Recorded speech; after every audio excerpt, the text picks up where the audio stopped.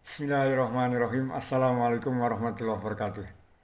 Praise be only to Allah SWT dan Muhammad Prophet, peace be upon him.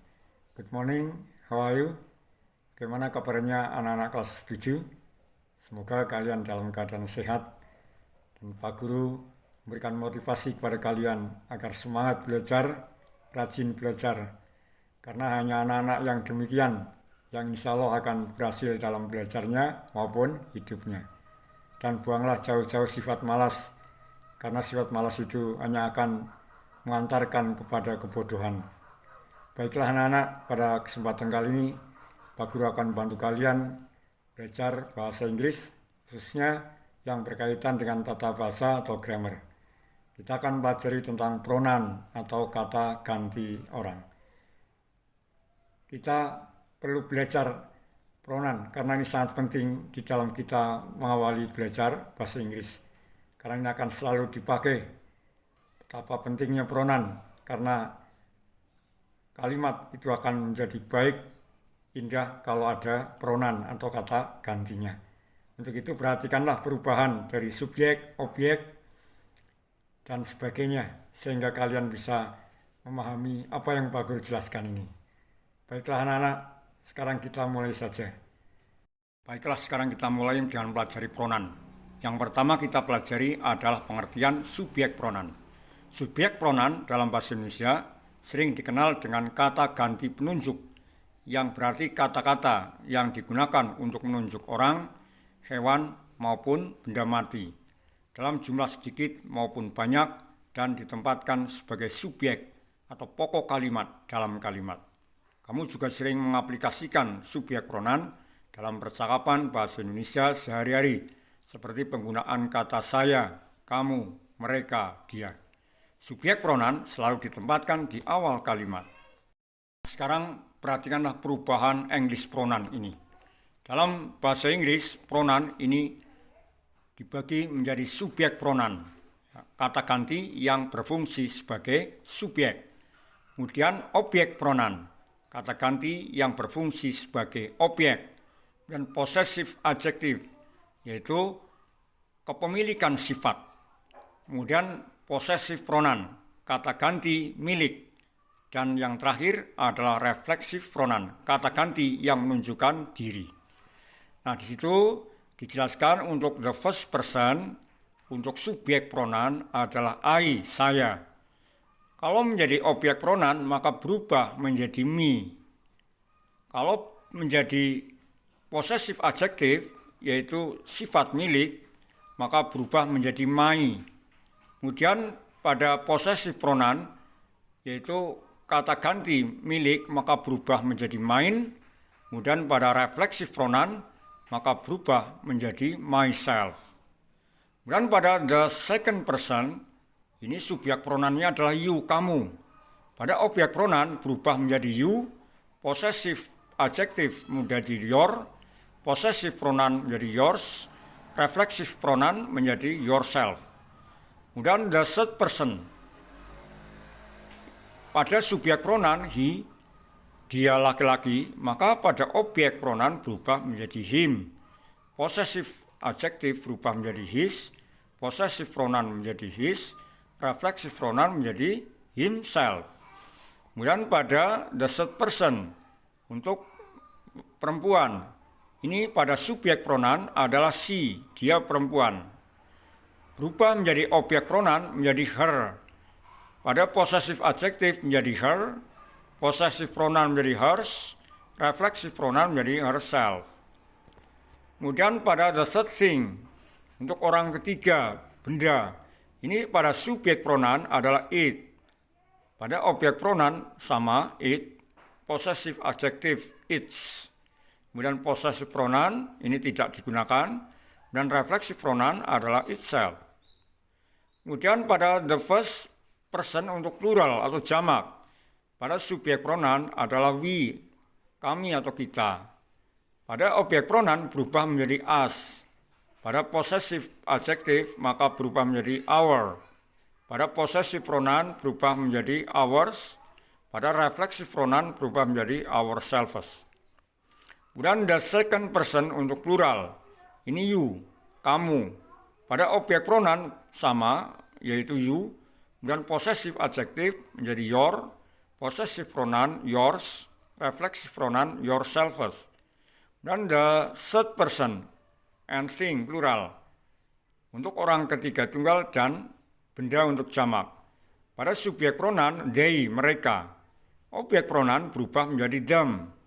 Possessive adjective berubah menjadi their, possessive pronoun berubah menjadi theirs, dan reflexive pronoun adalah themselves. Kemudian coba perhatikanlah perbedaan antara subjek pronoun dan possessive adjective dalam kalimat. Contohnya, pada subjek pronoun itu kamu lihat, I have a shirt. Saya punya sebuah baju. You have a book. Kamu memiliki sebuah buku. He has a pillow. Dia memiliki sebuah bantal. She has a dog. Dia memiliki seekor anjing. It has a bone. Dia memiliki sebuah tulang. We have a bird. Dia mempunyai seekor burung. You have a house. Kamu memiliki sebuah rumah. They have a car. Mereka mempunyai sebuah mobil. Dari contoh itu kamu bisa perhatikan bahwa subjek pronoun yang ada di depan kalimat itu adalah berfungsi sebagai subjek, yaitu I, you, he, she, it, we, you, dan they. Jadi yang dicetak tebal itu. Kemudian perhatikan pada possessive adjective, yaitu sifat milik. My shirt is green. Baju saya berwarna hijau. Your book is new. Buku kamu adalah baru. His pillow is soft. Bantalnya adalah lembut. Her dog is small. Anjingnya kecil. Its bone is all. Tulangnya adalah 2. Our bird is noisy. Burung-burung kami adalah berisik. Your house is big. Rumah kamu besar. Their car is slow. Mobilnya adalah pelan. Kemudian possessive pronoun adalah sebuah pronoun atau kata ganti yang biasa digunakan untuk menunjukkan kepemilikan. Contohnya, this pen is my pen. Pulpen ini adalah pulpen saya, not your pen, bukan pulpen kalian. This pen is mine. Pulpen ini adalah milik saya, not your, bukan pulpen kalian.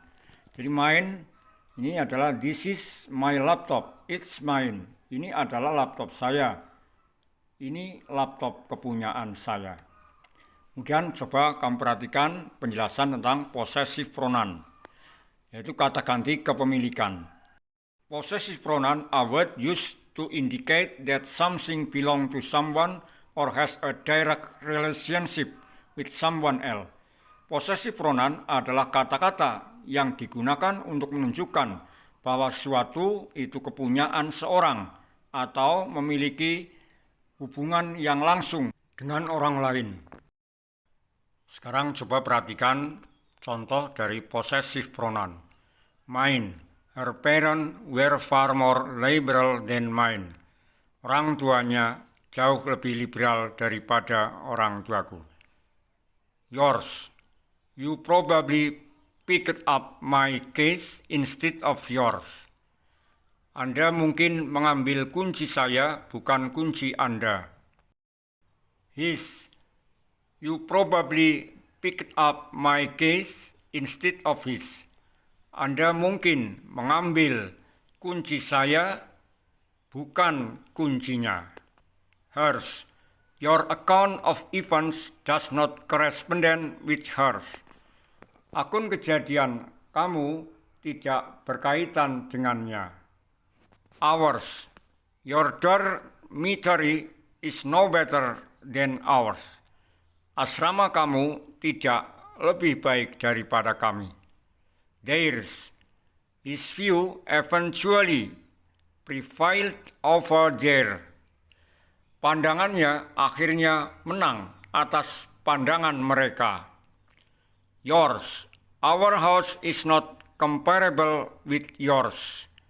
Rumah kami tidak sebanding dengan rumah milikmu.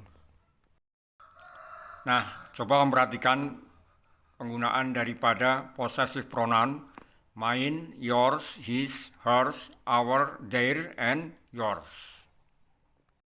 Sekarang coba perhatikan penggunaan reflexive pronoun, kata ganti yang menunjukkan diri sendiri. Subjek pronoun I, saya. Pada reflexive pronoun maka menjadi myself. You singular, you untuk tunggal, maka berubah menjadi yourself. You untuk plural jamak berubah menjadi yourselves. He dia laki-laki berubah menjadi himself. She dia perempuan menjadi herself. One menjadi oneself. We ourselves. Sekarang coba perhatikan contohnya.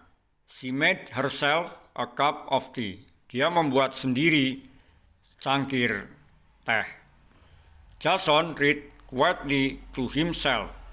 Jason membaca dengan senyap pada dirinya sendiri.